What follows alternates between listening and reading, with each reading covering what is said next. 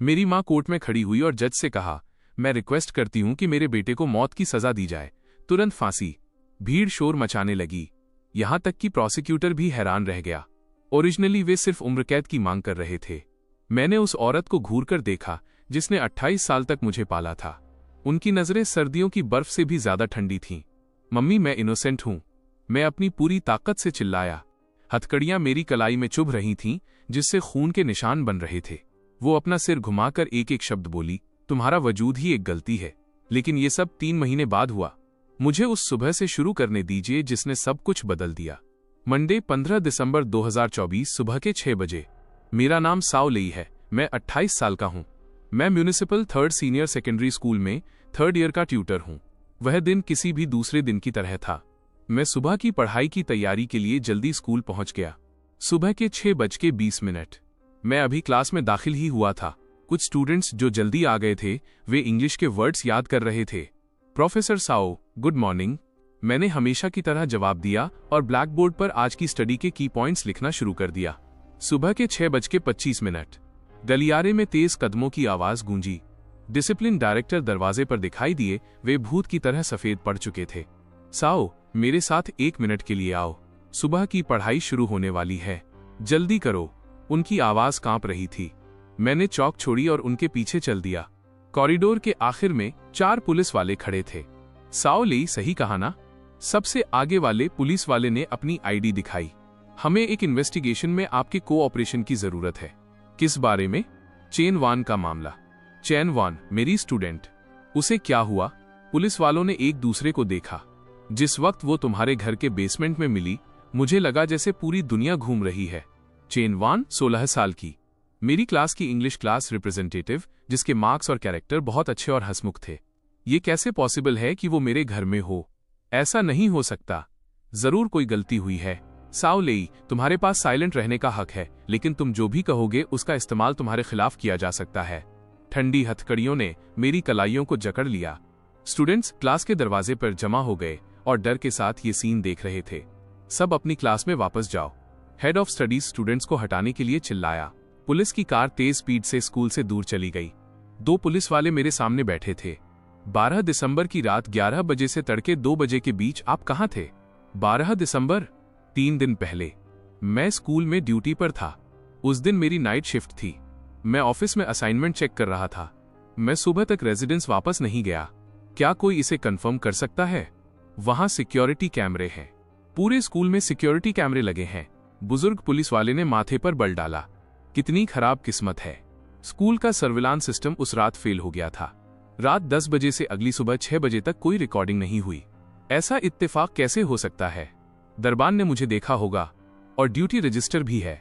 दरबान, बूढ़ा वांग कहता है कि उस रात उसका पेट खराब था और वो कई बार बाथरूम गया था। उसे यकीन नहीं है कि उसने तुम्हें देखा या नहीं। ड्यूटी रजिस्टर में तुम्हारे सिग्नेचर तो हैं, लेकिन इससे ये साबित नहीं होता कि तुम पूरी रात स्कूल में ही थे। मुझे पैनिक होने लगा। वे कह रहे हैं कि चेन की मौत मेरे घर पर हुई। ये इम्पॉसिबल है। जो फ्लैट मैंने रेंट पर लिया है वो पुराने शहर में है। मैं वहां बहुत कम जाता हूं। रेंट वाला नहीं। सीनियर पुलिस वाले ने मुझे बीच में ही टोक दिया। ये तुम्हारे परिवार का पुराना घर है, तुम्हारे पेरेंट्स का घर। मेरे पेरेंट्स का घर। वो घर शहर के बाहरी इलाके में है। मेरे पिता की मौत के बाद से वो खाली पड़ा है। मम्मी ने कहा था कि वो इसे एक याद के तौर पर रखना चाहती हैं। मैं 2 साल से वहां नहीं गया हूं। लाश आज सुबह मिली। सफाई करने वाली ने देखा कि बेसमेंट के दरवाजे पर लॉक नहीं लगा था। वो इन्वेस्टिगेट करने अंदर गई और उसे डेड बॉडी मिली। फोटो में चेन वॉन बेसमेंट के एक कोने में सिमटी हुई थी। उसका स्कूल यूनिफॉर्म खून के धब्बों से भरा था। मेरा पेट बुरी तरह से मरोड़ उठा। मेडिकल एग्जामिनर के शुरुआती असेसमेंट के मुताबिक मौत का वक्त 12 दिसंबर की रात था। रात 11 बजे से 1 बजे के बीच। मैंने उसे नहीं बचाया। मैं अपने ही स्टूडेंट को क्यों मारूंगा? यही तो हम पता लगाने की कोशिश कर रहे हैं। सीनियर पुलिस वाले ने मुझे घूर कर देखा। चेन वान के नाखूनों के नीचे स्किन के टिश्यूज मिले हैं। उसने मेरे दाएं हाथ की तरफ इशारा किया। अपनी स्लीव ऊपर करो। मैंने मैकेनिकली अपनी आस्तीन ऊपर की। हाथ पर कई खरोंचे हैं। उन पर पपड़ी जम चुकी है। मैं इसे याद करने की कोशिश कर रहा हूं। कुछ दिन पहले जब मैं होमवर्क चेक कर रहा था तो गलती से एक स्टेपल पिन से मुझे खरोंच लग गई थी। दोनों पुलिस वालों ने फिर से एक दूसरे को देखा। क्या आपने हाल ही में चेन वॉन में कुछ अनयूजुअल नोटिस किया है? चेन वॉन की अनयूजुअल बात। अचानक मुझे कुछ याद आता है। लगभग 1 हफ्ते पहले चेन वॉन ने मुझसे बात की थी। उस दिन स्कूल के बाद वो ऑफिस के दरवाजे के पास आने से पहले बहुत झिझक रही थी। प्रोफेसर साओ, क्या मैं आपको कुछ बता सकती हूँ? बेशक, बैठो। बैठने के बाद वो हिचकिचाई। आजकल मुझे फील हो रहा है कि कोई मेरा पीछा कर रहा है। स्कूल के बाद घर जाते वक्त हमेशा कोई मेरा पीछा करता है। अगर मैं तेज चलती हूं तो वो भी तेज चलता है। अगर मैं धीरे चलती हूं तो वो भी धीरे चलता है। क्या तुमने देखा कि वो कैसा दिखता था? नहीं। जब भी मैं पीछे मुड़ती हूं वो शख्स छिप जाता है। उस वक्त मैंने सिर्फ उसे तसल्ली दी और कहा कि वो सावधान रहे और अगर दोबारा उसे देखे तो पुलिस को कॉल करे। अब जब मैं इसके बारे में सोचता हूं तो हो सकता है कि वो पीछा करने वाला ही कातिल हो। मैंने ये सब पुलिस को बताया। क्या इसके बारे में कोई और जानता है? मुझे नहीं लगता। उसने कहा था कि वो नहीं चाहती कि उसके क्लासमेट्स फिक्र करें, इसलिए उसने सिर्फ मुझे बताया। पूछताछ 6 घंटे तक चली। मैंने बार बार अपनी बेगुनाही दोहराई, लेकिन जाहिर है कि उन्होंने मुझ पर भरोसा नहीं किया। साओ लेई, क्या तुम्हें पता है?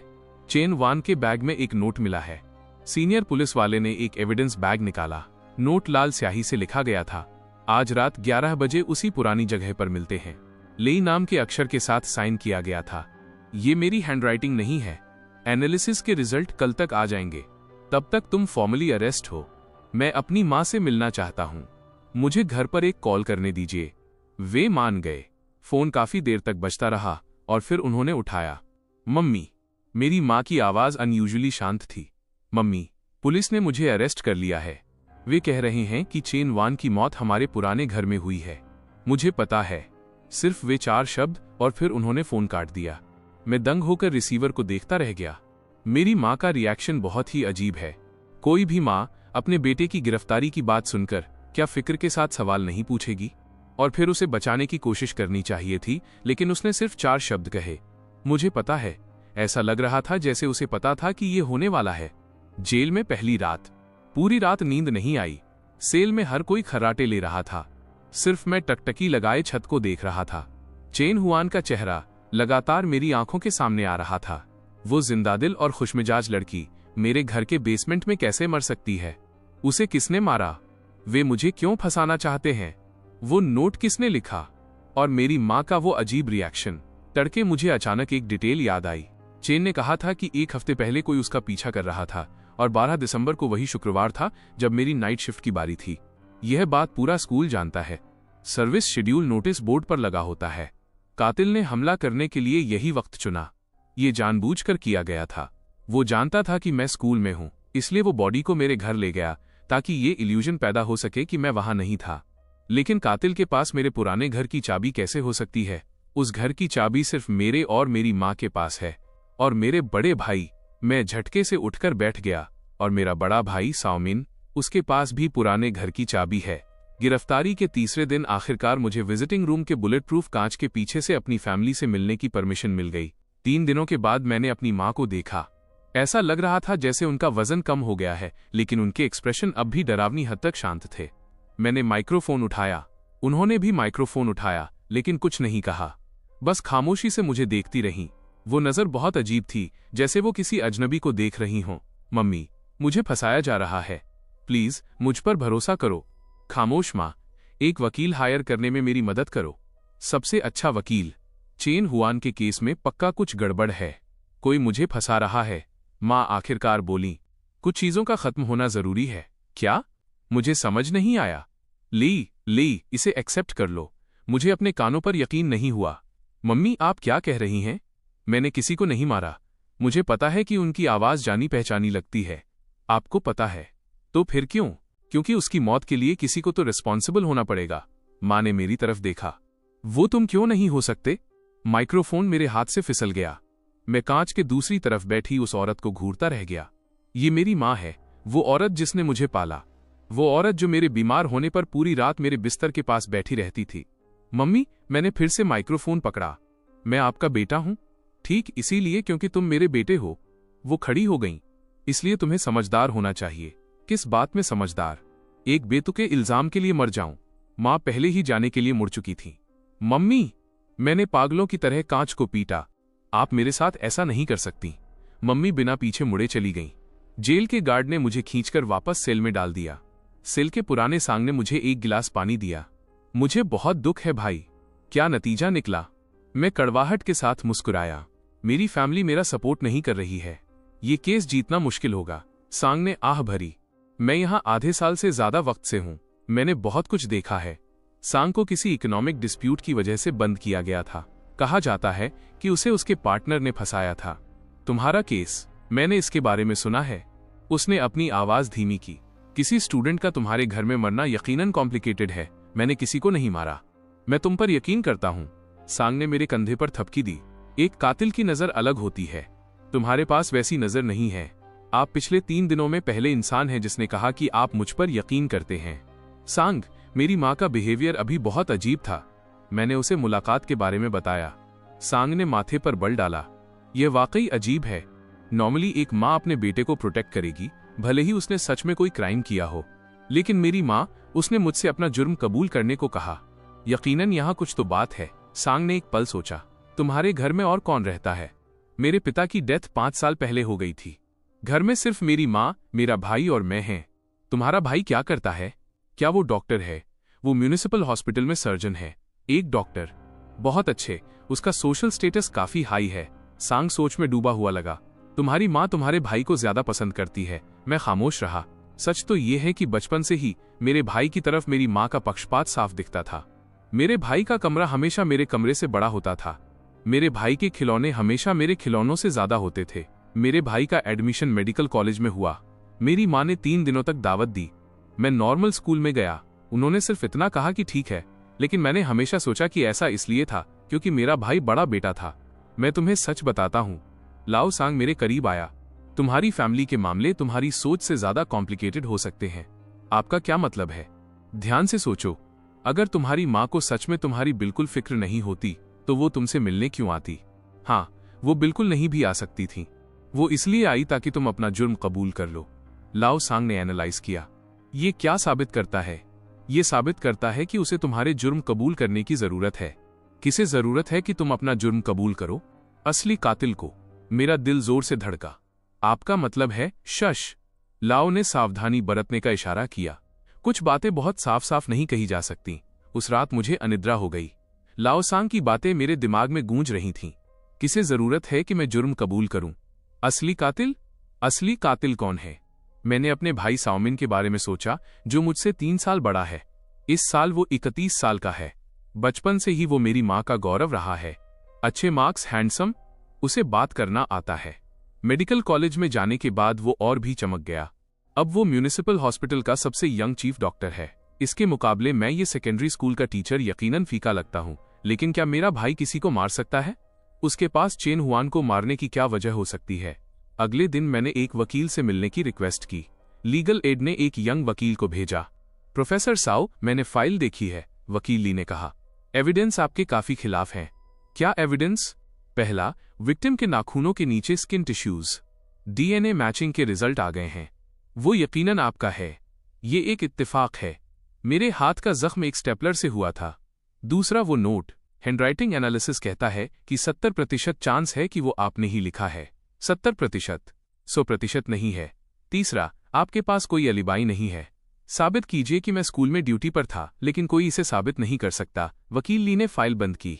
एक बात और है, पुलिस को चेन हुआन की एक हेयरपिन मिली है तुम्हारी ऑफिस के दराज में। तो क्या हुआ? स्टूडेंट्स का सामान ऑफिस में रह जाना नॉर्मल बात है। प्रॉब्लम यह है कि चेन हुआन के क्लासमेट्स कहते हैं कि वो उस हेयरपिन को बहुत कीमती मानती थी। वो उसे खुद से कभी अलग नहीं करती थी। मैं दंग रह गया। प्रोफेसर साओ, ईमानदारी से कहूं तो ये केस बहुत मुश्किल है, वकील ली ने साफ साफ कहा। अगर तुम जुर्म कबूल कर लेते हो तो शायद तुम्हें उम्र कैद की सजा मिले। अगर मैं इसे नहीं मानता तो मैं जुर्म कबूल नहीं करूंगा। मैंने उसे बीच में ही टोक दिया। वकील ली, मेरी एक चीज इन्वेस्टिगेट करने में मदद कीजिए। क्या चीज? 12 दिसंबर की रात मेरा भाई साओमिन कहाँ था?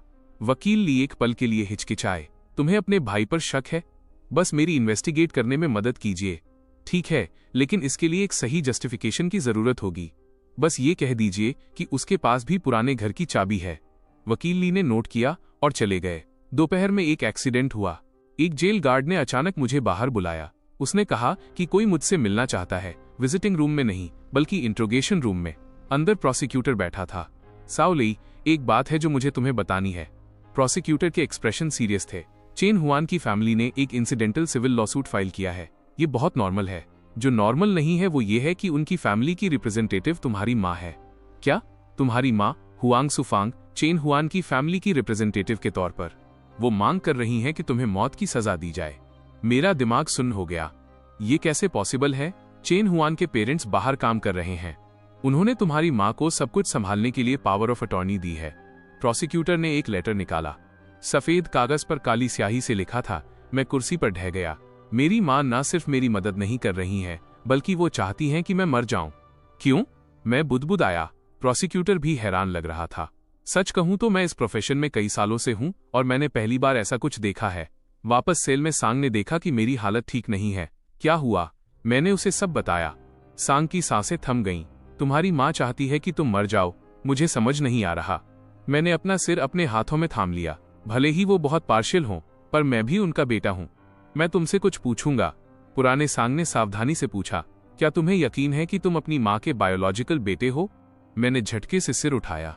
बेशक मुझे यकीन है, लेकिन ये कहने के बाद मैं खुद दंग रह गया। क्या तुम्हें वाकई यकीन है? जब मैं छोटा था तो कुछ लोग कहते थे कि मैं अपनी माँ जैसा नहीं दिखता। मेरी माँ की सिंगल पलकें हैं, मेरी डबल पलकें हैं।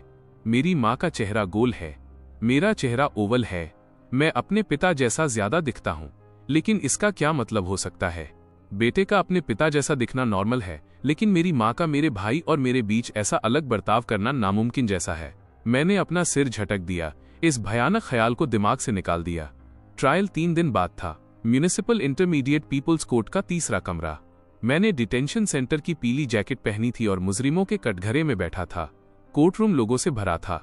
वहां मेरे कलीग्स थे, चेन हुआन के क्लासमेट्स थे और कुछ जर्नलिस्ट्स भी थे। मैंने भीड़ में अपनी माँ को ढूंढा। मैंने उन्हें प्रोसिक्यूशन के बेंच पर बैठा पाया।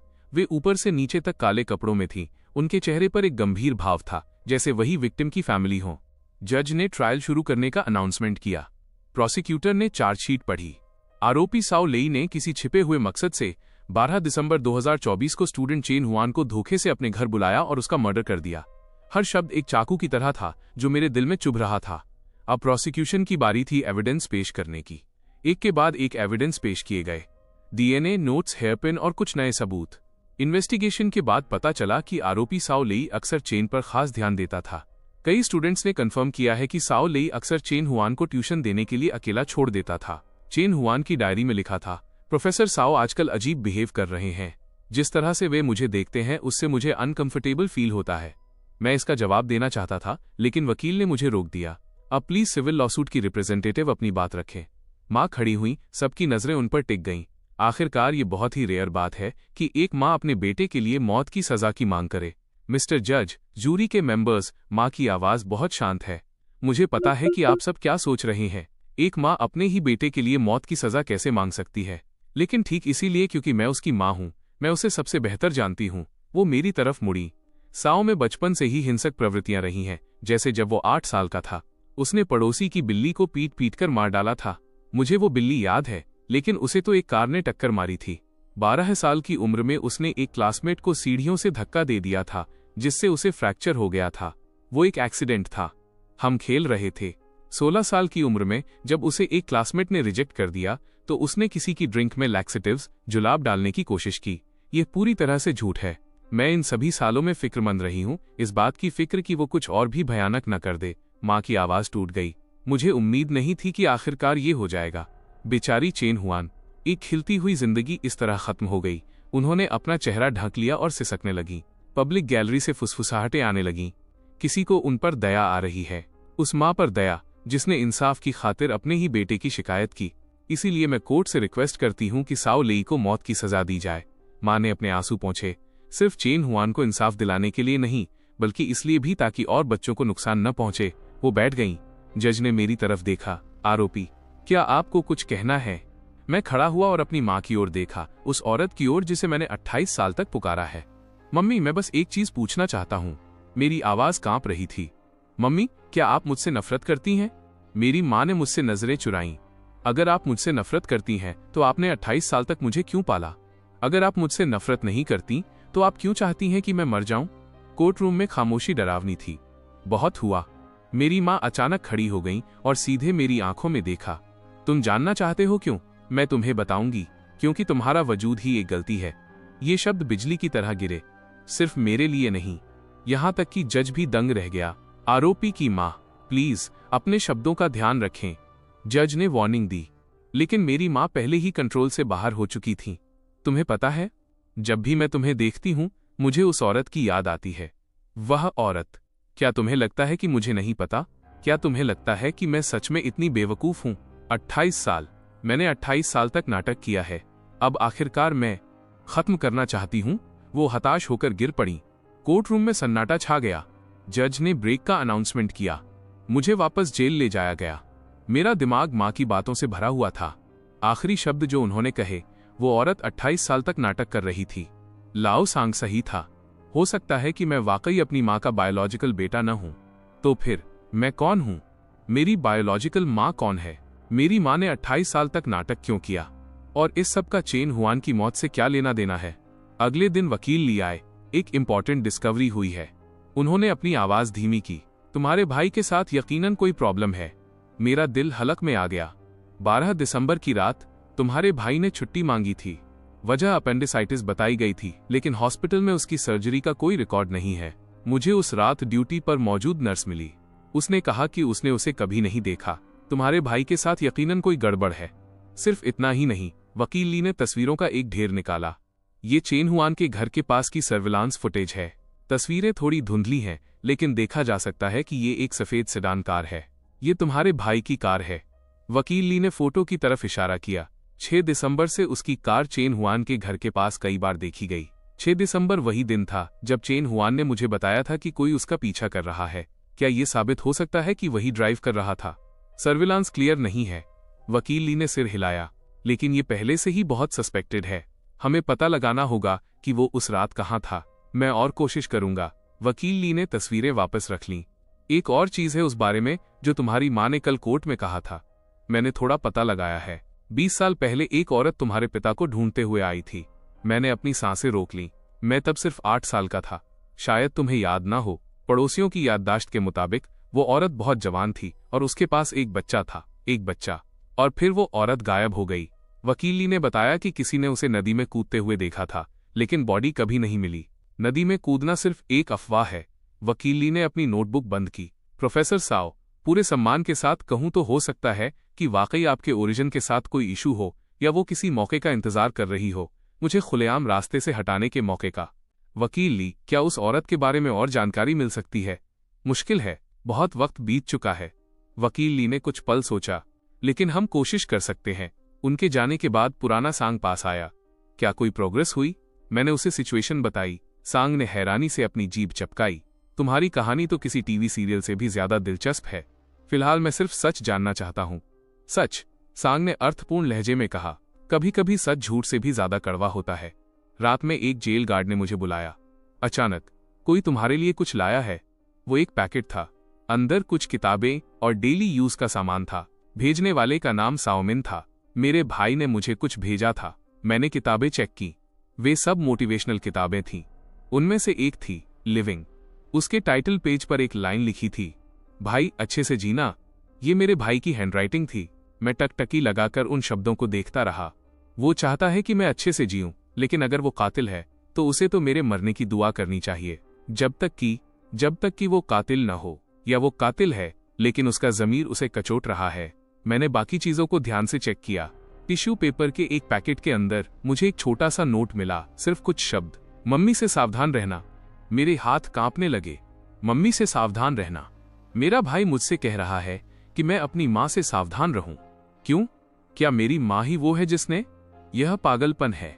मेरी माँ किसी का मर्डर कैसे कर सकती है?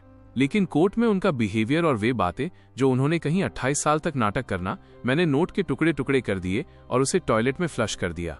अगले कुछ दिनों में मैंने वकील ली से खास तौर पर 2 चीजों का पता लगाने को कहा। पहला, 12 दिसंबर की रात मेरे भाई की लोकेशन। दूसरा, 20 साल पहले वाली उस औरत की जानकारी। प्रोग्रेस उम्मीद से ज्यादा तेज है। हमें एक गवाह मिला है, वकील ली ने एक्साइटमेंट के साथ कहा। 12 दिसंबर की रात करीब 11 बजे किसी ने तुम्हारे भाई की कार पुराने घर के पास खड़ी देखी थी। क्या आपको यकीन है वो इंसान एक सब्स्टिट्यूट ड्राइवर है? इत्तेफाक से वो एक क्लाइंट को पास में ही छोड़ने गया था। उसे ये बहुत अच्छी तरह याद है क्योंकि तुम्हारे भाई की कार ने रास्ता रोक रखा था। उसने कई बार हॉर्न भी बजाया था। सबूतों की कड़ी बनने लगी है, लेकिन इससे सिर्फ ये साबित होता है कि वो पुराने घर में था, ये साबित नहीं होता कि उसने मर्डर किया। एक और डिस्कवरी हुई है। वकील ली ने आवाज धीमी की। भाई साउमिन को हाल ही में हॉस्पिटल में कुछ प्रॉब्लम्स हुई हैं। क्या हुआ? कंट्रोल्ड मेडिसिन्स, नशीली दवाएं चोरी हो गई हैं। किसी ने ड्यूटी के दौरान चोरी करने के लिए उसकी रिपोर्ट की है। हॉस्पिटल इन दवाओं की जांच कर रहा है। अगर ये कंफर्म हो गया तो न सिर्फ उसकी नौकरी जाएगी बल्कि उसे जेल भी काटनी होगी। यही मोटिव है। क्या ऐसा हो सकता है कि चेन हुआन को ये पता चल गया हो? बहुत मुमकिन है, वकील ली ने एनालाइज किया। चेन हुआन का एक क्लासमेट उसी हॉस्पिटल में इंटर्नशिप कर रहा है। हो सकता है उसने गलती से कुछ बता दिया हो, इसलिए भाई साउमिन गवाह को खत्म करना चाहता था। क्या उस क्लासमेट की गवाही ली जा सकती है? अभी वो बहुत डरा हुआ है, वो सामने आने की हिम्मत नहीं कर रहा। मैं समझ सकता हूँ। अगर मेरे भाई ने वाकई चेन हुआन को मारा है तो उसे नाराज करने की हिम्मत कौन करेगा?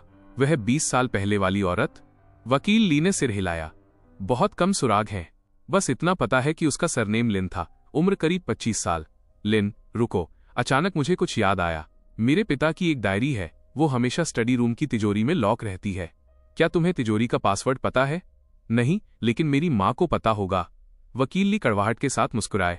तुम्हारी माँ तो अब सिर्फ तुम्हारी मौत चाहती है। वो तुम्हें कैसे बताएगी? पासवर्ड वाली बात भी सही है, लेकिन मैं हार नहीं मान सकता।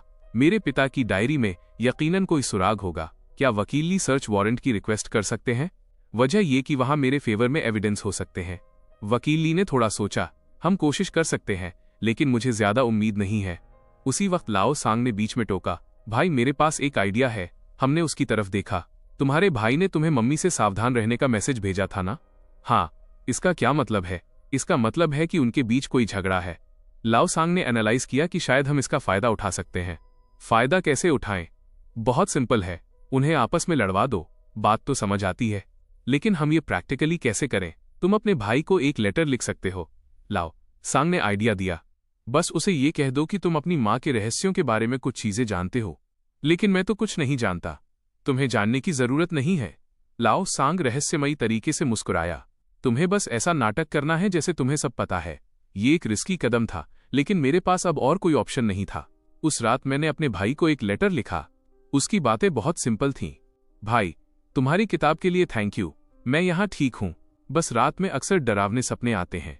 मैं 20 साल पहले की चीजों के सपने देखता हूँ। मैं उस औरत के सपने देखता हूँ। क्या तुम्हें वो याद है? लेटर भेज दिया गया है। अब बस मेरे भाई के रिएक्शन का इंतजार है। 3 दिन बाद मेरा भाई कांच के दूसरी तरफ मुझसे मिलने आया। पहली बार मैंने उसे गौर से देखा। वो मुझसे ज्यादा हैंडसम है वाकई। घनी भौहें और बड़ी आंखें, ऊंची नाक, एक एलिगेंट सूट पहने हुए। साफ दिखता है कि वो एक सक्सेसफुल इंसान है, और मैं हमेशा एक मामूली छोटा भाई ही रहूंगा।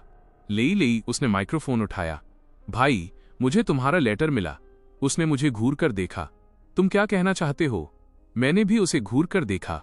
भाई, तुम उस रात कहाँ थे? 12 दिसंबर को। उसकी पलकें झपकीं। मैं बीमार था, घर पर आराम कर रहा था। अपेंडिसाइटिस। हाँ, लेकिन हॉस्पिटल में तुम्हारी सर्जरी का कोई रिकॉर्ड नहीं है। धम। उसका मुक्का टेबल पर लगा। भाई, क्या तुम मुझे इन्वेस्टिगेट कर रहे हो? क्या तुमने चेन हुआन को मारा? क्या तुम पागल हो? उसने अपनी आवाज धीमी की। मैं उसे क्यों मारूंगा? क्योंकि वो तुम्हारा सीक्रेट जानती थी। कैसा सीक्रेट? दवाइयों वाला मामला। इस बार उसका चेहरा वाकई बदल गया। तुम्हें कैसे पता कि चेन हुआन ने मुझे बताया था? मैंने झूठ बोला। उसने कहा था कि कोई हॉस्पिटल में दवाइयां चुरा रहा है। साउमिन काफी देर तक खामोश रहा। वो मैं नहीं था। आखिरकार वो बोला, दवाइयों वाली बात सच है, लेकिन मैंने किसी को नहीं मारा। तो फिर वो कौन था? उसने अपने आसपास देखा और आवाज धीमी कर ली। क्या तुम वाकई जानना चाहते हो? बेशक। तो मैं तुमसे पूछता हूँ, क्या तुम अपने ओरिजिन के बारे में जानते हो? वाकई, वो भी ये जानता था। मैंने भी इसका अंदाजा कमोबेश लगा ही लिया था। क्या तुम्हें पता है कि तुम्हारी बायोलॉजिकल माँ की मौत कैसे हुई? मैंने अपनी सांसें रोक ली। उसने नदी में कूदकर सुसाइड नहीं किया था। उसने एक एक शब्द साफ कहा कि उसका मर्डर हुआ था। मर्डर? किसने किया? उसने मुझे गहराई से देखा। जवाब खुद सोचो। ये कहकर उसने फोन रख दिया। वो जाने के लिए खड़ा हुआ। भाई, मैंने पागलों की तरह कांच को पीटा। वो मुड़ा और उसके होंठ हिले। जिस तरह उसके होंठ हिले उससे साफ था कि उसने कहा, मम्मी से सावधान रहना। साउमिन के जाने के बाद मैं सदमे में रह गया। मेरी बायोलॉजिकल माँ ने नदी में कूदकर जान नहीं दी थी। बल्कि उसका मर्डर हुआ था। कातिल कौन है? उसने कहा कि मैं खुद सोचूं और मुझे सावधान रहना होगा। क्या ये वाकई वही नहीं है? ये बहुत डरावना है। पुराने सांग ने मुझसे पूछा कि क्या मैंने उसे बातचीत के बारे में बताया है। पुराने सांग ने ठंडी सांस ली। अगर तुम्हारी बायोलॉजिकल माँ का वाकई मर्डर हुआ था तो तुम्हारी माँ, बेहतर होगा कि तुम आगे मत बोलो। मैंने उसे बीच में ही रोक दिया। ये अनुमान बहुत ज्यादा डरावना है। मुझे इस पर यकीन करने की हिम्मत नहीं हो रही। वकील ली जल्द ही नई खबर लाए। कोर्ट ने सर्च वारंट की रिक्वेस्ट अप्रूव कर दी है। उन्होंने कहा, लेकिन सिर्फ उन्हीं चीजों की तलाशी ली जा सकती है जो केस से रिलेटेड हो। बहुत अच्छे, ज्यादा खुश मत हो। वकील ली ने उम्मीदों पर पानी फेर दिया। तुम्हारी माँ यकीनन इसे रोकेगी। जब तक वो घर पर न हो उतना काफी है। उन्होंने छुट्टी ले ली है। वह हमेशा घर पर ही रहती हैं। मैं दंग रह गया। मेरी माँ ने छुट्टी ले ली है और वो घर पर ही हैं। वो किस चीज से खुद को बचा रही हैं? लेकिन वकील ली रहस्यमयी तरीके से मुस्कुराए। मुझे पता चला है कि परसों सुबह वो सिविल लॉसूट के सिलसिले में कोर्ट जाएंगी। मौका आ गया है। क्या हम उस वक्त जा पाएंगे? मैं अरेंज करने की कोशिश करूंगा। 2 दिन बाद वकील ली वाकई इसमें कामयाब रहे। उन्हें वो मिल गई। उन्होंने मुझे एक्साइटमेंट के साथ कॉल किया। तुम्हारे पिता की तिजोरी में वाकई एक डायरी है। जो कुछ लिखा है उसमें बहुत सारी इन्फॉर्मेशन है। मैंने जरूरी हिस्सों की फोटोकॉपी कर ली है। उसी दोपहर मैंने अपने पिता की डायरी देखी। पीले पड़ चुके पन्ने, जानी पहचानी लिखावट। तारीख 15 मार्च 2004 है। आज शियाओलिन एक बच्चे के साथ मुझसे मिलने आई। शियाओलिन यकीनन मेरी बायोलॉजिकल माँ होगी। बच्चा बहुत प्यारा है। उसकी आंखें और भौहें मुझसे मिलती हैं। शियाओलिन कहती है कि बच्चे का नाम लेई लेई है। लेई मैं ही हूं। मुझे समझ नहीं आ रहा कि क्या करूं। अगर सुफांग को पता चला तो वो पागल हो जाएगी। सुफांग मेरी माँ का नाम है। मैंने आगे पढ़ना जारी रखा। शियाओलिन कहती है कि उसे कोई पहचान नहीं चाहिए, बस चाहती है कि मैं बच्चे को अपना लूं। वो कहती है कि बच्चा बेगुनाह है। मेरा दिल पसीज गया। तारीख 20 मार्च पर आती है। मैंने सुफांग को सब सच बता दिया। उसका रिएक्शन मेरी उम्मीद से ज्यादा शांत था। उसने कहा कि चूंकि बच्चा पैदा हो चुका है इसलिए हमें उसे पालना चाहिए। मैं बहुत हैरान हुआ। मैं उसका बहुत शुक्रगुजार भी हूं। सुफांग ने कहा, लेकिन एक शर्त पर। शियाओलिन को गायब होना होगा। वो कभी सामने नहीं आ सकती। 25 मार्च। शियाओलिन मान गई। उसने बच्चा मुझे सौंप दिया। उसने कहा कि वो ये शहर छोड़ देगी। जाने से पहले उसने लेई लेई को गले लगाया और काफी देर तक रोई। मैंने उससे वादा किया कि मैं बच्चे का ख्याल रखूंगा। 1 अप्रैल। वो गायब हो गई। किसी ने कहा कि उसने नदी में कूदते हुए देखा। बदकिस्मती से वो वैसी इंसान नहीं है। मैं उसे ढूंढने जाऊंगा लेकिन कोई सुराग नहीं है। 10 अप्रैल। पुलिस आई। उन्होंने कहा कि उन्हें नदी में एक औरत की लाश मिली है। उन्होंने मुझे पहचान के लिए बुलाया। वो शियाओलिन नहीं है। वो कहाँ गई? डायरी यहां कुछ समय के लिए रुक गई। अगला नोट 6 महीने बाद का है। लेई बीमार है। उसे तेज बुखार है जो उतर नहीं रहा। सुफांग बहुत ही लगन से उसका ख्याल रख रही है। शायद मैंने उसे गलत समझा। मैं आखिरी पन्ने पर आया। ये मेरे पिता के गुजरने से 1 महीने पहले लिखा गया था। मैं मर रहा हूं। क्या कुछ ऐसा है जो मुझे लिखना चाहिए? उस दिन मैं पुरानी चीजें समेट रहा था। मुझे कुछ मिला।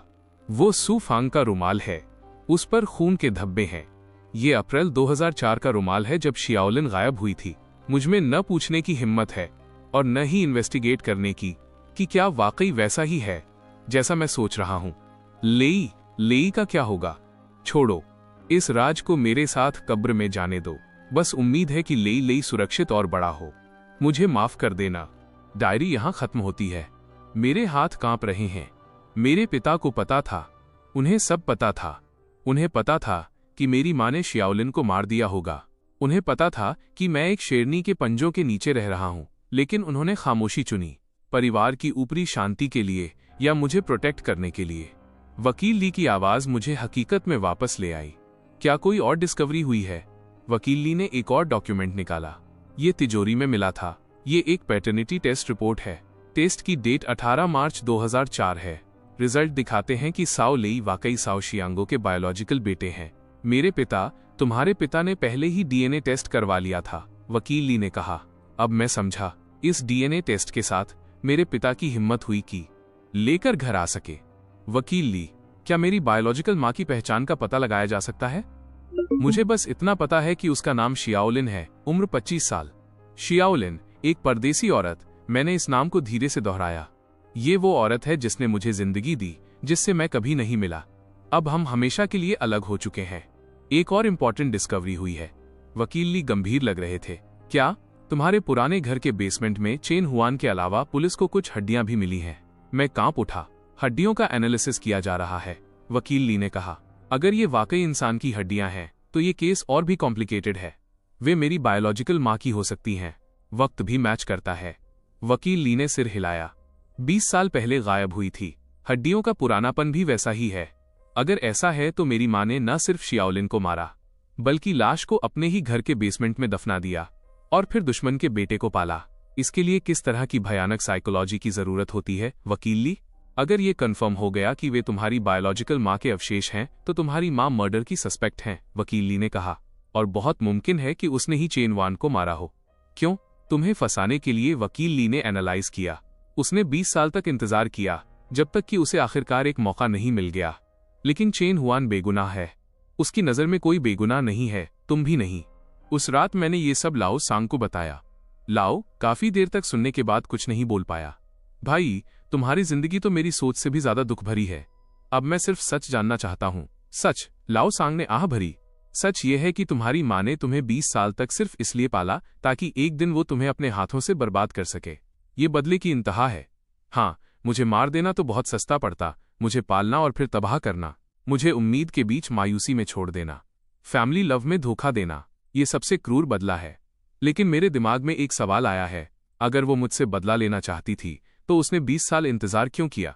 शायद वो किसी मौके का इंतजार कर रही थी। कैसा मौका? लाओ ने कुछ पल सोचा। तुम्हारे गलती करने का मौका, है ना? अगर तुम्हारा बिहेवियर हमेशा परफेक्ट रहता तो उसके पास हमला करने की कोई वजह नहीं होती। लेकिन अब मेरे घर में किसी की मौत हुई है, एक गोल्डन चांस। लेकिन मैंने चेन वॉन को नहीं मारा। तुमने नहीं, तुम्हारे भाई ने। लाओ कहता है कि तुम्हारे भाई ने मर्डर किया। तुम्हारी माँ उसे कवर कर रही है और साथ ही तुम्हें फंसाकर एक तीर से 2 शिकार कर रही है। बात तो समझ आती है, लेकिन अब भी सबूतों की जरूरत है। अगले दिन वकील ली वापस आए। डीएनए के रिजल्ट आ गए हैं। उनके एक्सप्रेशन कॉम्प्लेक्स हैं। मेरी बायोलॉजिकल माँ वही है। सिर्फ इतना ही नहीं, वकील ली ने कहा। फॉरेंसिक को खोपड़ी पर एक जानलेवा चोट मिली है। कैसी चोट? किसी भारी चीज से किया गया वार। वकील ली ने इशारा किया। मर्डर वेपन कोई हथौड़ा या ऐसी ही कोई चीज होनी चाहिए। मुझे पिता की डायरी में जिक्र किए गए खून से सने रुमाल की याद आई। क्या यह साबित हो सकता है कि यह मेरी मां ने किया? मुश्किल है, वकील ली ने सिर हिलाया। बहुत वक्त बीत चुका है, कोई डायरेक्ट एविडेंस नहीं है। तो अब हम क्या करें? एक अच्छी खबर है, वकील ली ने कहा। तुम्हारे भाई की तरफ से एक ब्रेक थ्रू मिला है। क्या? चेन हुआन का फोन मिल गया है। चेन वॉन का फोन स्कूल के तालाब में मिला। फोन पानी से बुरी तरह खराब हो चुका था, लेकिन मेमोरी कार्ड अब भी पढ़ा जा सकता था। वकील ली कहते हैं कि उसमें एक इंपॉर्टेंट रिकॉर्डिंग है।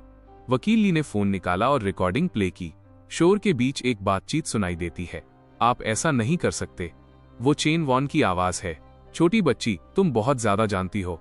एक आदमी की आवाज है, वो साओमिन है। मैं अपने भाई की आवाज पहचानता हूँ। मैं कुछ नहीं कहूंगी। डॉक्टर साव, प्लीज मुझे जाने दीजिए। बचाओ। रिकॉर्डिंग अचानक बंद हो जाती है। मैंने मुट्ठी भींच ली। यकीनन ये साओमिन ही है। लेकिन प्रॉब्लम यह है, वकील ली ने रिकॉर्डिंग बंद कर दी। क्या प्रॉब्लम? इस रिकॉर्डिंग की डेट 10 दिसंबर है, 12 नहीं। क्या?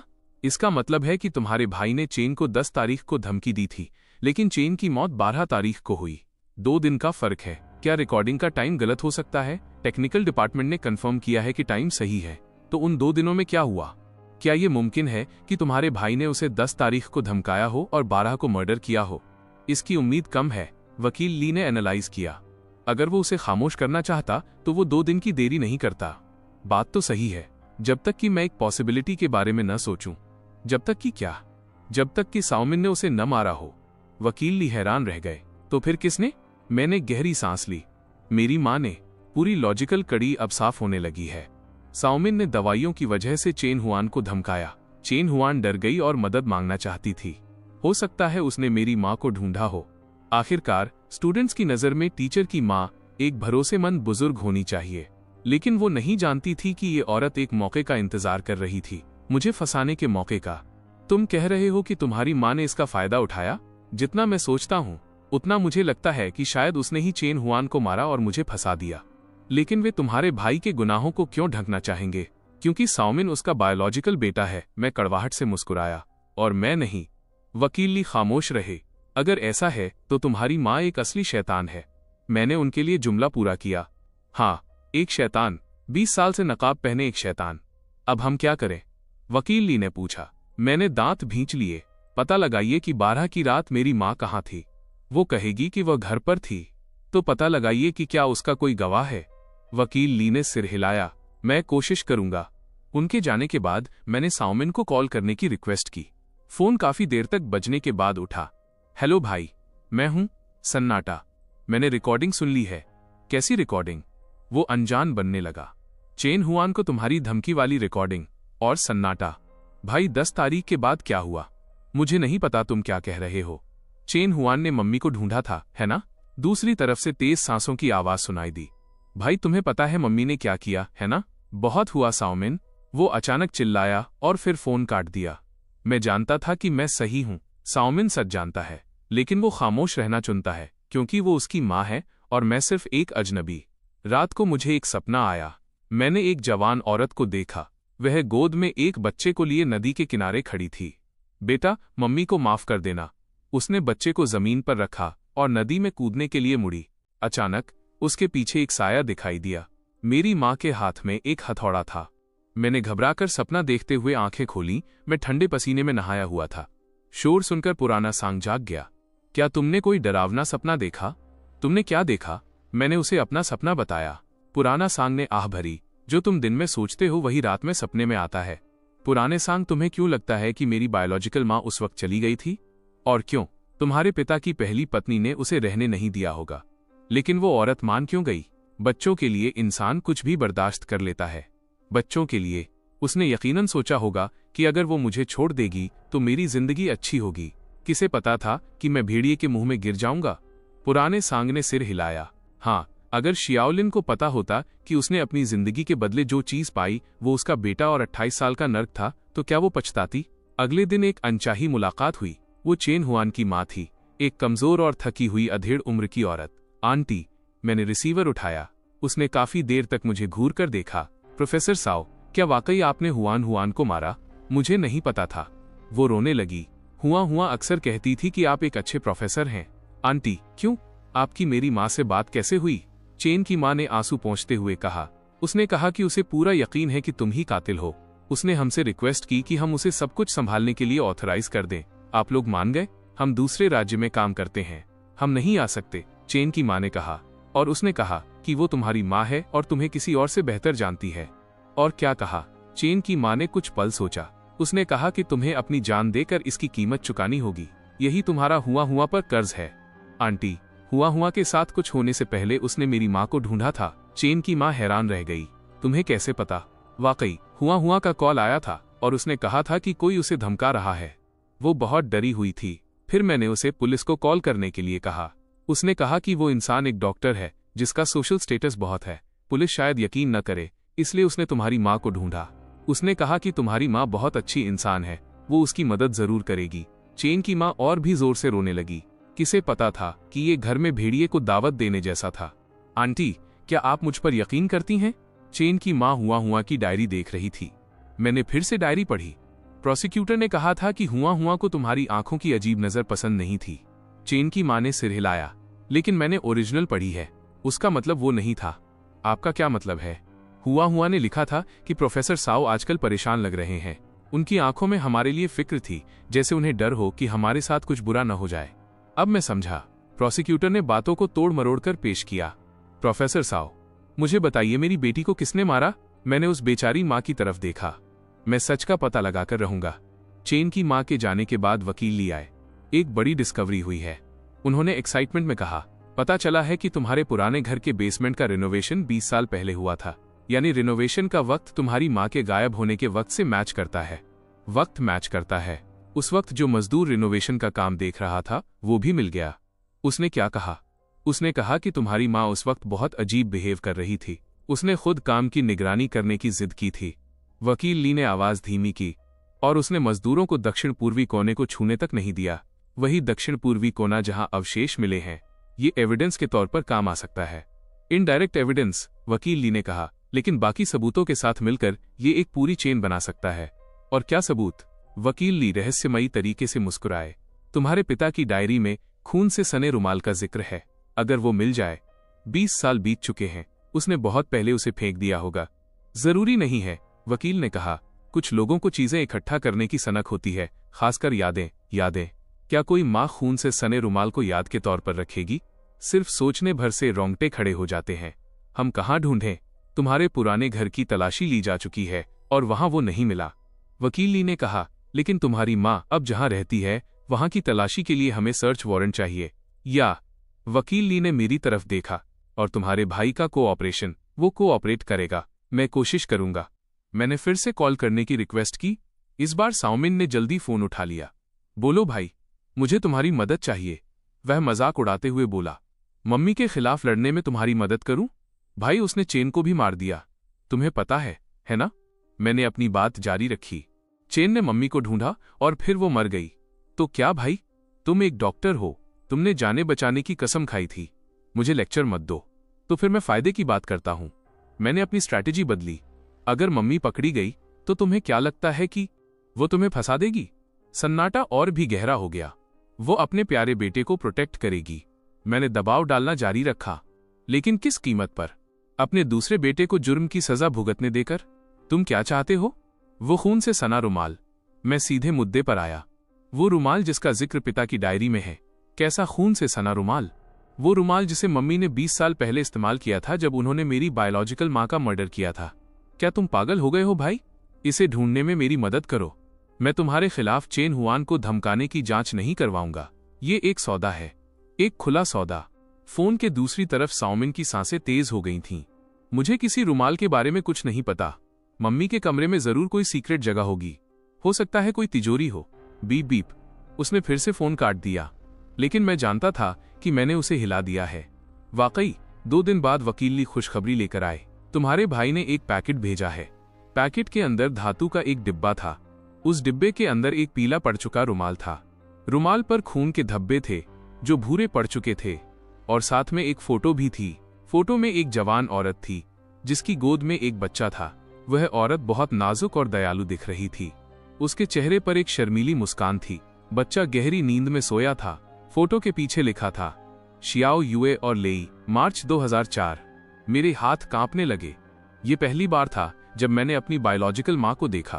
पता चला कि वो कितनी जवान थी। पता चला कि उसकी मुस्कान कितनी खूबसूरत थी। पता चला कि मैं उसकी बाहों में कितनी शांति से सोता था। प्रोफेसर साओ, वकील ली की आवाज बहुत धीमी थी। मैंने अपने आंसू पोंछ लिए। इसका डीएनए टेस्ट करवाते हैं। अगर रुमाल पर मौजूद खून लिन शियाओ युए का निकला तो ये एक पुख्ता सबूत होगा। डीएनए मैच करने में वक्त लगता है। इंतजार के दिनों में कुछ नई डिस्कवरीज हुई। चेन हुआन की बेस्ट फ्रेंड शियाओ मेई ने मुझसे बात की। वकील ली ने बताया, शियाओ मेई, मैं इस लड़की को जानता हूं। वो चेन की सबसे अच्छी दोस्त है। उसने क्या कहा? उसके पास चेन का एक और मोबाइल फोन है। एक और मोबाइल? चेन के पास 2 फोन थे। एक वो जो उसके पेरेंट्स ने उसे दिया था और दूसरा वो जो उसने प्राइवेट यूज के लिए खरीदा था। उस प्राइवेट फोन में क्या है? वकील ली ने एक टैबलेट निकाला। इसे खुद देख लो। ये चेन हुआन की चैट हिस्ट्री थी। 10 दिसंबर की रात। चेन, शियाओ मेई, मुझे बहुत डर लग रहा है। शियाओ मेई, क्या हुआ? चेन, याद है मैंने तुम्हें उस डॉक्टर के बारे में बताया था जो दवाइयां चुराता है? शियाओ मेई, प्रोफेसर साओ के भाई ने मुझे धमकाया है। शियाओ मेई, पुलिस को फोन करो। चेन, मेरी हिम्मत नहीं हो रही। उसने कहा कि उसकी ऊपर तक पहुंच है। 11 दिसंबर। चेन, मुझे एक आइडिया आया है। मैं प्रोफेसर साओ की मम्मी से बात करूंगी। शियाओ मेई, क्यों चेन? चेन, उन्हें अपने बेटे को कंट्रोल करना चाहिए। शियाओ मेई, सावधान रहना। चेन, फिक्र मत करो। प्रोफेसर साओ इतने अच्छे इंसान हैं, उनकी मां भी यकीनन अच्छी ही होंगी। 12 दिसंबर की दोपहर। चेन, मैंने आज रात साओ की मां से मिलने का प्लान बनाया है। शियाओ मेई, तुम कहां मिलोगी? चेन, उन्होंने कहा कि प्रोफेसर साओ के घर पर बात करना ज्यादा प्राइवेट रहेगा। शियाओ मेई, कौन से घर पर? चेन, शहर के बाहर वाले पुराने घर पर। यह चेन हुआन का आखिरी मैसेज था। मेरा दिल खून के आंसू रो रहा था। अगर चेन ने इतना भरोसा न किया होता, अगर उसने पुलिस को कॉल कर दिया होता। वकील ली ने चेन हुआन की एक रिकॉर्डिंग प्ले की। 12 दिसंबर रात 10:30 बजे। मैं प्रोफेसर साओ की मम्मी से मिलने जा रही हूं। अगर मुझे कुछ हो जाए तो प्लीज इसे पुलिस को दे देना। डॉक्टर साओमिन हॉस्पिटल में गैरकानूनी तरीके से दवाइयां बेचता है। मेरे पास सबूत हैं। उसने मुझे चुप रहने के लिए धमकाया, लेकिन मैं उसे लोगों को नुकसान पहुंचाते रहने नहीं दे सकती। मुझे यकीन है साओ की मम्मी इंसाफ करेंगी। अगर मुझे वाकई कुछ हो जाए तो प्लीज मेरे पेरेंट्स को बता देना। मैं उनसे बहुत प्यार करती हूँ। ऑडियो खत्म हुआ। मैंने अपनी आंखें बंद कर लीं।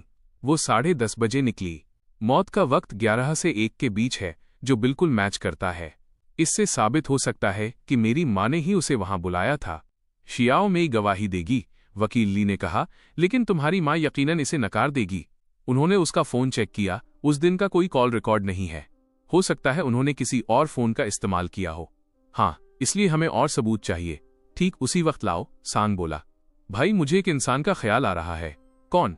वांग आंटी, पुराने सांग ने कहा। पुराने घर के मोहल्ले वाली वांग आंटी। वे अपनी दखलंदाजी के लिए मशहूर हैं। पुराने सांग ने हंसते हुए कहा। उस इलाके में ऐसा कुछ नहीं है जो उन्हें पता न हो। हाँ, वांग आंटी पुराने घर के ठीक सामने रहती हैं। उन्हें दरवाजे पर बैठकर लोगों को आते जाते देखना पसंद है। क्या वकील ली इन वांग आंटी को ढूंढ सकते हैं? मैं कोशिश करूंगा। उसी शाम वकील ली खबर लेकर आए। वो मिल गई और उसे सब अच्छी तरह याद है। उसने क्या कहा कि 12 दिसंबर की रात उसने तुम्हारी माँ को देखा था। मैं एक्साइटेड हो गया। किस वक्त? करीब 10:50 बजे, वकील ली ने बताया। वांग आंटी को ये बहुत अच्छी तरह याद है, क्योंकि वो एक सीरियल देख रही थीं और ठीक उसी वक्त एड विज्ञापन आया था। तुम्हारी माँ अकेली थी? नहीं, वो एक लड़की के साथ थी, चेन हुआन। वांग आंटी उसे नहीं जानती थी, लेकिन उन्होंने कहा कि लड़की ने स्कूल यूनिफॉर्म पहनी थी और फिर वे पुराने घर के अंदर चली गईं। वकील ली थोड़ा रुके। करीब 11:30 बजे तुम्हारी माँ अकेली बाहर निकली। इस बात का पुख्ता सबूत है कि एक इंसान अंदर गया और लड़की बाहर नहीं आई। क्या वांग आंटी गवाही देने के लिए तैयार हैं? वो थोड़ी डरी हुई हैं, वकील ली ने कहा। आखिरकार वो मर्डर का इल्जाम लगा रही हैं। हमें उन्हें मनाना होगा। मैं फिर से कोशिश करूंगा। वांग आंटी की गवाही और चेन हुआन की चैट हिस्ट्री के साथ सबूतों की एक पूरी चेन बन सकती है, लेकिन आखिरी सबूत की अब भी कमी है। रुमाल के डीएनए रिजल्ट कब आएंगे? वकील ली ने अपनी घड़ी देखी। शायद आज ही, जैसे कि किस्मत को यही मंजूर था। उनका फोन बज उठा। हेलो, क्या बात है? क्या आपको यकीन है? ठीक है। फोन रखते वक्त उनके एक्सप्रेशन कॉम्प्लेक्स थे। रिजल्ट आ गए हैं। वो मेरी बायोलॉजिकल माँ का ही खून है। हाँ, आखिरकार पहेली के सारे टुकड़े जुड़ गए। 20 साल पहले मेरी माँ ने शियाओलिन को मारा और लाश बेसमेंट में दफना दी। 20 साल बाद उसने चेन हुआन को भी मार दिया और मुझ पर 2 मर्डर का इल्जाम मढ़ दिया, सिर्फ एक बेगुनाह लड़की से बदला लेने के लिए। अब हम दोबारा जांच की मांग कर सकते हैं, वकील ली ने कहा। इंतजार करो। अचानक मुझे कुछ ख्याल आया। क्या हुआ? मेरी माँ ने पुराना घर ही क्यों चुना? तुम्हारा क्या मतलब है? वो चेन हुआन को कहीं भी बुला सकती थी, वकील ली ने सोचा, क्योंकि वो तुम्हें फंसाना चाहती थी। सिर्फ इतना ही नहीं, मैंने सिर हिलाया। पुराने घर के बेसमेंट में मेरी बायोलॉजिकल माँ दफन है। वो चेन हुआन को वहीं ले गई। अचानक मैं समझ गया, वह कोई रस्म पूरी कर रही है। जिस जगह मर्डर हुआ था वहीं। मुझे सोचकर ही रोंगटे खड़े हो रहे थे। मारना, पुराने नफरत को मिटाने के लिए नए खून का इस्तेमाल करना। वकील ली को भी कंपकंपी महसूस हुई। तुम्हारी माँ मानसिक रूप से बीमार है, मेरा मतलब है पूरी तरह से विक्षिप्त। उस रात मैंने एक रिपोर्ट लिखी जिसमें सभी सबूतों और तर्कों को विस्तार से समझाया। दोबारा जांच की रिक्वेस्ट की। मैंने वकील ली से कहा कि वे सफल होंगे। वे आत्मविश्वास से भरे हैं, लेकिन मैं जानता हूं कि असली लड़ाई अभी शुरू हुई है। मेरी माँ हार नहीं मानेगी। वो 20 साल से इसकी प्लानिंग कर रही है। वो इतनी आसानी से हार नहीं मानेगी। वाकई, अगले दिन जवाबी हमला हुआ। तुम्हारी माँ ने शहर के वकीलों की सबसे अच्छी टीम हायर कर ली है। वकील ली के चेहरे पर उदासी है। जैसा सोचा था, ये उससे भी कहीं ज्यादा है, वकील ली ने कहा। उन्होंने नए सबूत पेश किए हैं। क्या सबूत? तुम्हारी साइकियाट्रिक इवैल्यूएशन रिपोर्ट। उसमें क्या लिखा है कि तुम्हारा मेंटल इलनेस का इतिहास रहा है और तुम्हारी हिंसक प्रवृत्तियां हैं। बकवास। वकील ली ने बताया कि उन्हें 3 सो कॉल्ड गवाह मिले हैं। वे कह रहे हैं कि तुम्हें बचपन से ही समस्याएं थीं। सब झूठ है। मैं जानता हूं कि वकील ली मुझे दिलासा दे रहे हैं। फिक्र मत करो, सच हमारे पास है। सच तो है, लेकिन क्या कोर्ट में सिर्फ सच काफी होता है? वकील ली ने कहा कि वांग आंटी के साथ अभी भी काम चल रहा है। उनका परिवार नहीं चाहता कि वे इसमें पड़ें। अगर वांग आंटी गवाही नहीं देती हैं तो क्या कोई और गवाह है? मैं ढूंढ रहा हूं। ठीक उसी वक्त पुराना सांग बोला। भाई, शायद तुम्हें अपनी सोच बदलनी चाहिए। कैसी सोच? ये साबित करने के बजाय कि तुम्हारी माँ गुनहगार है, बेहतर होगा कि तुम उसे खुद ये कबूल करने पर मजबूर कर दो। वो कैसे कबूलेगी? पुराना सांग रहस्यमयी तरीके से मुस्कुराया औरतें, उनकी सबसे बड़ी कमजोरी उनके बच्चे होते हैं। साओमिन, तुम्हारा मतलब है कि अगर उसे लगे कि साओमिन खतरे में है? पुराने सांग ने शांति से समझाया। मैं समझ गया, ये एक जाल बिछाने के लिए है, साओमिन को चारे की तरह इस्तेमाल करना। लेकिन ये कैसे करें? पुराने सांग ने आवाज धीमी की। 10 मिनट बाद मैंने भाई साओमिन को कॉल किया। एक समझौता करते हैं। वो बहुत हैरान था। किस लिए? मैं जुर्म कबूल कर लूंगा, लेकिन मेरी एक शर्त है। बोलो। अपना ख्याल रखना, मैंने अर्थपूर्ण तरीके से कहा। मम्मी, साओमिन कह रही थी। तुम्हारा क्या मतलब है? चेन वन, तुम्हारा सीक्रेट जानकर मरी थी। मैं तुम्हें धीरे धीरे बताऊंगा। मुझे पता है कि मम्मी का सीक्रेट खत्म होने वाला है। अगला इंसान जिसे ये सीक्रेट पता चलेगा वो तुम हो। एक लंबा और गहरा सन्नाटा। तुम मुझे धमका रहे हो? मैं तुम्हें याद दिला रहा हूं, मैंने कहा। मम्मी सीक्रेट को प्रोटेक्ट करने के लिए कुछ भी कर सकती हैं। वो मुझे नुकसान नहीं पहुंचाएंगी। क्या तुम्हें यकीन है? मैंने उसकी बात काट दी। उनके दिल में क्या ज्यादा इंपॉर्टेंट है, सीक्रेट या बेटा? कॉल कट गई। अब बीज बो दिया गया है। देखते हैं ये कब अंकुरित होता है। कोर्ट में आमना सामना और दोबारा सुनवाई की रिक्वेस्ट अप्रूव हो गई। सुनवाई की नई तारीख 1 हफ्ते बाद तय की गई। इस हफ्ते जमीन के नीचे हलचल मची हुई है। वकील ली ने बताया कि तुम्हारी मां कई चालें चल रही है। उदाहरण के लिए वो किसी को ढूंढ रही है। वकील ली के चेहरे पर अजीब भाव है। किसी ऐसे को ढूंढ रही है जो ये साबित कर सके कि तुम्हें मेंटल इश्यूज हैं। उसे मिल गया? हकीकत में उसे कुछ लोग मिल गए हैं। मैं हंसा। सब पैसे से खरीदे गए हैं, है ना? होना तो यही चाहिए, वकील ली ने कहा। लेकिन उनके बयान बहुत डिटेल्ड हैं। झूठ को कितना भी सच बनाकर पेश किया जाए, वो फिर भी झूठ ही रहता है। प्रॉब्लम ये है कि जरूरी नहीं कि जज भी ऐसा ही सोचे। यही हकीकत है। कभी कभी झूठ सच से ज्यादा प्रभावशाली होता है। वांग आंटी का क्या हुआ? वो अभी भी हिचकिचा रही हैं। वकील ने आह भरी। उनके बेटे ने धमकी दी है कि अगर उन्होंने गवाही दी तो वो रिश्ता तोड़ लेगा। इंसानी रिश्तों की गर्माहट और कड़वाहट। तो फिर हम उन्हें मजबूर नहीं करेंगे, लेकिन उनकी गवाही के बिना भी और रास्ते हैं। मैंने कहा कि हकीकत में मैं साओमिन की खबर का इंतजार कर रहा हूं। वाकई तीसरे दिन साओमिन आया। उसका वजन काफी कम हो गया था। उसकी आंखें धंसी हुई थीं। तुमने जो कहा वो सही है। वो सीधे मुद्दे पर आया। क्या? मम्मी वाकई मुझसे खुद को बचा रही हैं। उन्होंने घर की तिजोरी का पासवर्ड बदल दिया है। साओमिन कड़वाहट से मुस्कुराया। वो अभी भी मुझसे पूछ रही हैं कि क्या मैं पढ़ाई के लिए विदेश जाना चाहता हूँ। हकीकत में वो उसे विदेश भेजकर दूर करना चाहती थीं, इसलिए उसने एक ऑडियो रिकॉर्ड कर लिया था। साओमिन ने अपना फोन निकाला। रिकॉर्डिंग में उसकी और उसकी माँ की बातचीत सुनाई दे रही है। मम्मी, साओमिन को लगता है कि आजकल तुम बहुत ज्यादा स्ट्रेस में हो। क्यों ना तुम रिलैक्स करने के लिए विदेश चले जाओ? क्या तुम हमेशा जॉन्स हॉपकिंस हॉस्पिटल में नहीं पढ़ना चाहते थे? मम्मी, लेई का केस अभी खत्म नहीं हुआ है। माँ की आवाज अचानक सख्त हो गई। लेकिन वो मेरा छोटा भाई है। वो नहीं है। माँ उत्तेजित हो गई। वो उस कुतिया की औलाद है। अहम सबूत। मम्मी शांत हो जाओ। मैं बहुत शांत हूं। माँ की आवाज फिर से सामान्य हो गई। साओमिन, मुझसे वादा करो कि तुम इस मामले में नहीं पड़ोगे। अगर लेई को वाकई मौत की सजा होती है तो यही उसकी किस्मत है। माँ ने बेरहमी से कहा। बिल्कुल उसकी कम उम्र में मरने वाली माँ की तरह। रिकॉर्डिंग यहीं खत्म होती है। इतना काफी है साओमिन, इतना काफी है। हालांकि उसने सीधे तौर पर मर्डर की बात नहीं मानी है, लेकिन उसने बहुत कुछ जाहिर कर दिया है। लेई, साओमिन ने मेरी तरफ देखा। I am sorry. ये पहली बार था जब उसने माफी मांगी। तुम्हें मुझसे माफी मांगने की जरूरत नहीं है। मैंने कहा कि वो उसे सबके लिए दुख है, खुद साओमिन के लिए भी, जो अपनी माँ के अंधे प्यार में जी रहा है। वो अपनी माँ के कंट्रोल में भी जी रहा है। एक तरह से वो भी एक विक्टिम है। जब ट्रायल शुरू होगा तुम कोर्ट में पेश होगे। साओमिन काफी देर तक खामोश रहा। हाँ, यह जवाब सोने के बराबर है। ट्रायल से एक दिन पहले वकील ली ने फाइनल तैयारियां की। सारे सबूत तैयार हैं, उन्होंने कहा। रुमाल, रिकॉर्डिंग, चैट हिस्ट्री और साओमिन की गवाही। मुझे वकील ली पर भरोसा था। इस बार हम यकीनन केस को पलट पाएंगे, लेकिन मैं उतना ऑप्टिमिस्टिक नहीं हूं। माँ के वकीलों की टीम कोई बेवकूफ नहीं है और उनके पास एक इक्का भी है। कैसा इक्का? मुझे नहीं पता, लेकिन मुझे ऐसा एहसास हो रहा है। 8 जनवरी 2025 को दोबारा सुनवाई शुरू हुई। इस बार कोर्टरूम बड़ा है, सुनने वालों की भीड़ ज्यादा है, मीडिया भी आया है। आखिरकार माँ अपने बेटे के लिए मौत की सजा मांग रही है। इस तरह का केस बहुत सनसनीखेज है। मैं कटघरे में बैठा हूँ। मेरी माँ गवाहों के स्टैंड पर बैठी है। हमारी आंखें मिलती हैं। उनकी नजरें अब भी ठंडी हैं, जैसे किसी अजनबी को देख रही हों। जज ने ट्रायल शुरू होने का अनाउंसमेंट किया। सबसे पहले प्रोसिक्यूशन। प्रोसिक्यूशन अपना बयान दे रहा है।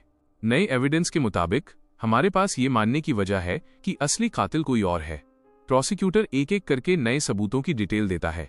हर सबूत मां की तरफ इशारा करता है। मां का चेहरा धीरे धीरे पीला पड़ जाता है, लेकिन वो घबराती नहीं है। अब डिफेंस की बारी है। मां का बेरहम वकील खड़ा होता है। मिस्टर जज, ये सो कॉल्ड नए सबूत आरोपी की सिर्फ कोरी कल्पना और अटकलें हैं।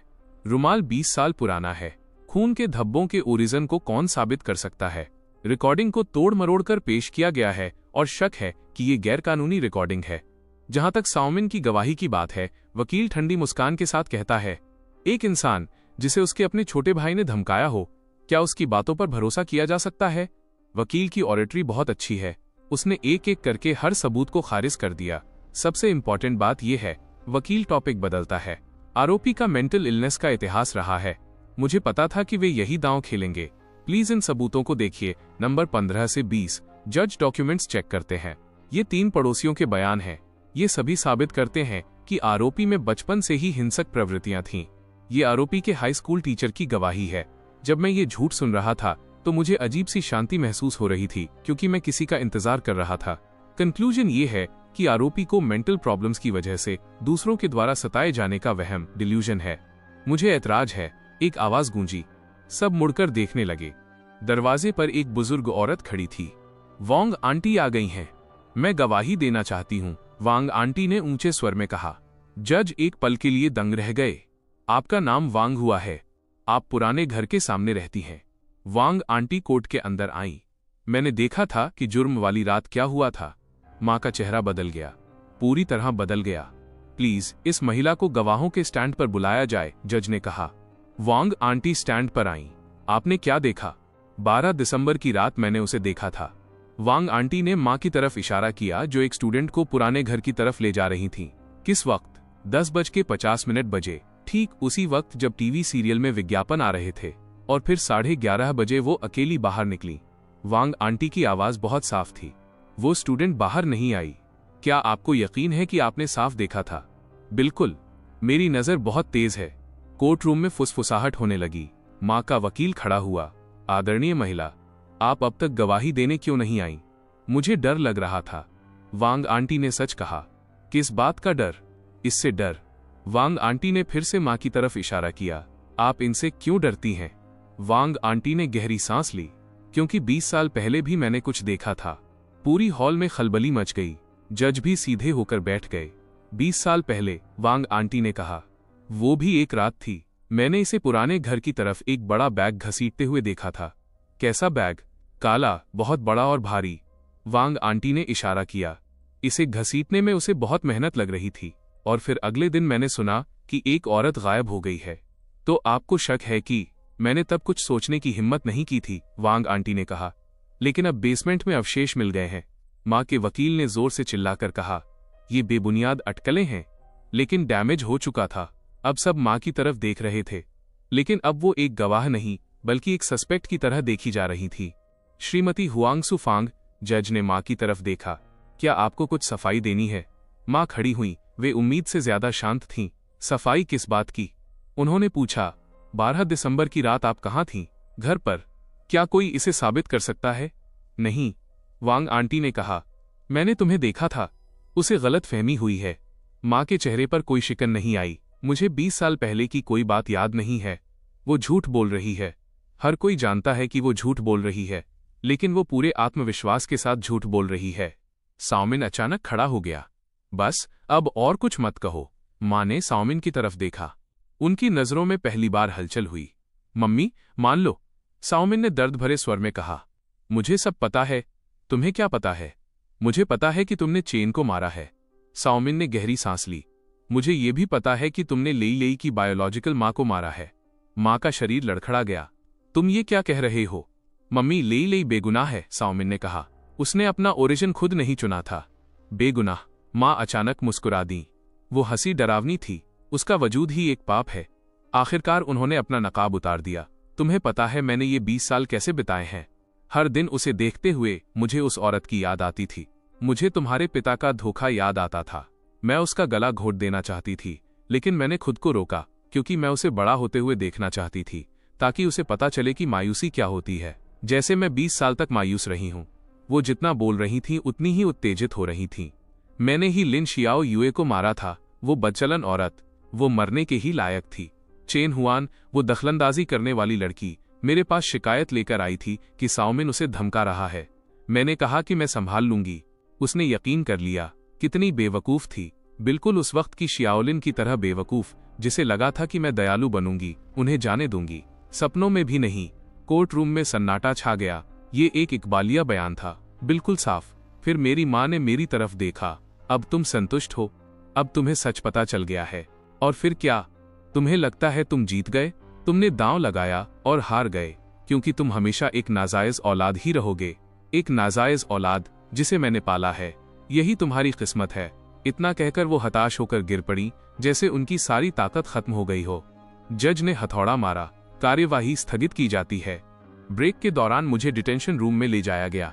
वकील ले आए। हमने कर दिखाया। उसने अपने मुंह से मान लिया कि हाँ, मेरी मां ने मान लिया। उसने कोर्ट में सबके सामने 2 मर्डर की बात कबूल कर ली। अब तुम पर से सारे शक खत्म हो चुके हैं। मैंने सिर हिलाया, लेकिन मुझे उतनी राहत महसूस नहीं हुई जितनी मैंने सोची थी। क्या हुआ?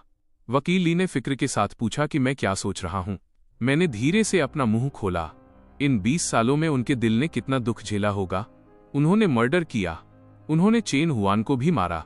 मुझे पता है मैंने उनकी बात काटी, लेकिन क्या आपने सोचा है, एक औरत को पता चलता है कि उसका पति उसे धोखा दे रहा है और ऊपर से उसकी नाजायज औलाद को घर ले आता है, वो क्या कर सकती है? उस जमाने में तलाक लेने वाली औरत की क्या किस्मत होती थी? बर्दाश्त करना और अपने पति की नाजायज औलाद को हर दिन अपने सामने घूमते हुए देखना। वकील ली खामोश रहे। मैं उनके जुर्म को सही नहीं ठहरा रहा हूं। मैं बस कह रहा हूं कि अगर कोई मर्डर करता है तो उसे कानूनी सजा मिलनी ही चाहिए। लेकिन मैं उसकी नफरत को समझ सकता हूं। अब मैं उससे नफरत कैसे करूं? नफरत है, पर उससे कहीं ज्यादा उसके लिए, मेरे लिए और हम सबके लिए दुख है। कोर्ट दोबारा खुलता है। इस बार कटघरे में मैं नहीं बल्कि हुआंग सुफांग खड़ी है। प्रोसिक्यूटर नया आरोप पढ़ता है। आरोपी हुआंग सुफांग पर जानबूझकर हत्या करने का शक है। हर शब्द मेरी मां के ताबूत में गड़ी एक कील की तरह है। आरोपी, क्या आपको कुछ और कहना है? मेरी मां खड़ी हुई और गैलरी में बैठे साओमिन को देखा, फिर मेरी तरफ देखा। मुझे सिर्फ एक बात का पछतावा है। क्या? 20 साल पहले मुझे इसे भी खत्म कर देना चाहिए था। उन्होंने बात पूरी नहीं की, पर सब समझ गए। उन्हें पछतावा था कि उन्होंने मुझे तब नहीं मारा जब मैं एक बच्चा था। बस बहुत हुआ। जज ने उन्हें रोक दिया। आरोपी का इकबालिया बयान अब बिल्कुल साफ है। फाइनल वर्डिक्ट, हुआंग सुफांग को जानबूझकर मर्डर करने का दोषी पाया जाता है और मौत की सजा सुनाई जाती है। साओमिन को सबूत छिपाने का दोषी पाया गया और 3 साल की जेल की सजा सुनाई गई, जिसे 5 साल के लिए सस्पेंड कर दिया गया। मुझे सभी आरोपों से बरी कर दिया गया। जिस वक्त मैं कोर्ट से बाहर निकला, धूप बहुत तेज थी। मैंने अपने हाथ से आंखों को ढक लिया, जैसे मैंने एक पूरी उम्र गुजार दी हो। Professor Sao. मैं मुड़ा और देखा कि चेन हुआन की मां खड़ी थी। Aunty, thank you. वो रो रही थी कि आखिरकार हुआ का नाम साफ हो गया। आई एम सॉरी, ये तुम्हारी गलती नहीं है। चेन की मां ने सिर हिलाया। हुआ आसमान से तुम्हें दोष नहीं देगी। वो चली गई। मैं कोर्ट के सामने अकेला खड़ा रह गया, आजाद।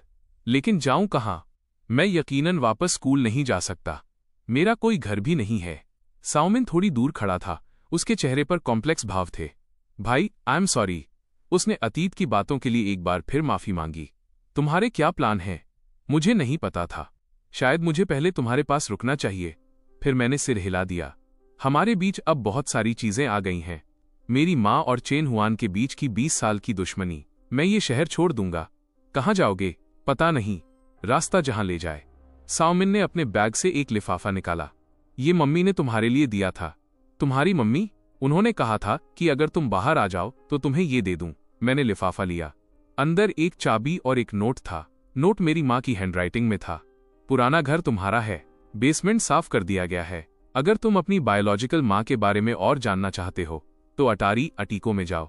अटारी? मैंने साओमिन की तरफ देखा। उसने सिर हिला दिया। मुझे भी इसके बारे में नहीं पता।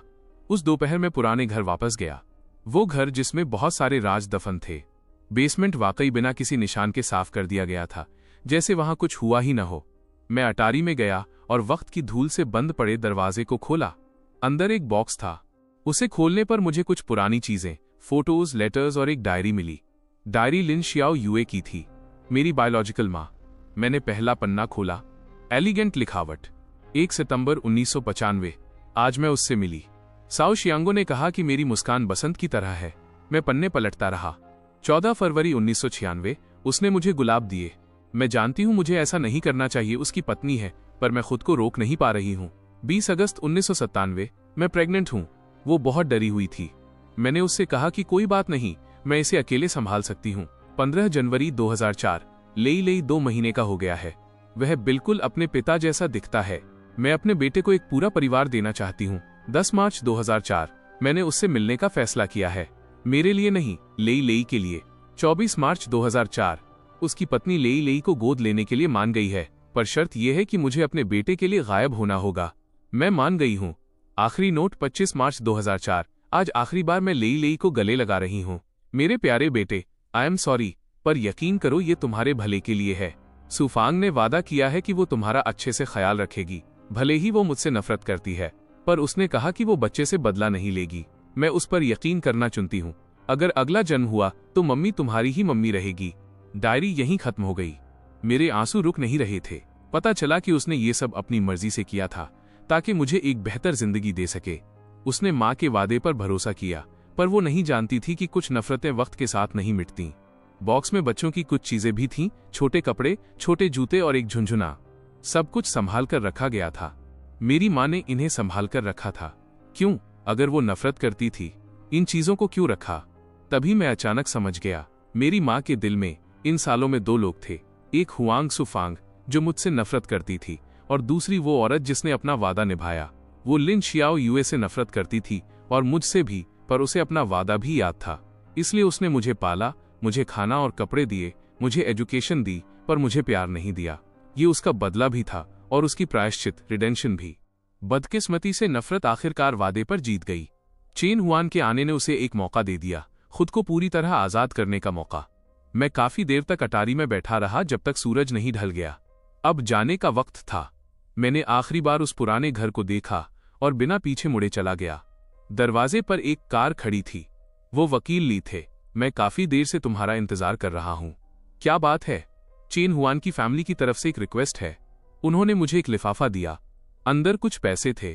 वे जानते हैं कि तुम मुश्किल दौर से गुजर रहे हो। ये उनकी तरफ से छोटी सी मदद है। मैं इसे नहीं ले सकता। इसे अपनी नई शुरुआत के लिए कैपिटल समझकर रख लो। मैं एक पल के लिए खामोश रहा, फिर मैंने उसे ले लिया। Thank you. दक्षिण की तरफ जाओ। ऐसी जगह ढूंढो जहां तुम्हें कोई न जानता हो। अपना ख्याल रखना। Railway station. मैंने सबसे दूर का टिकट खरीदा।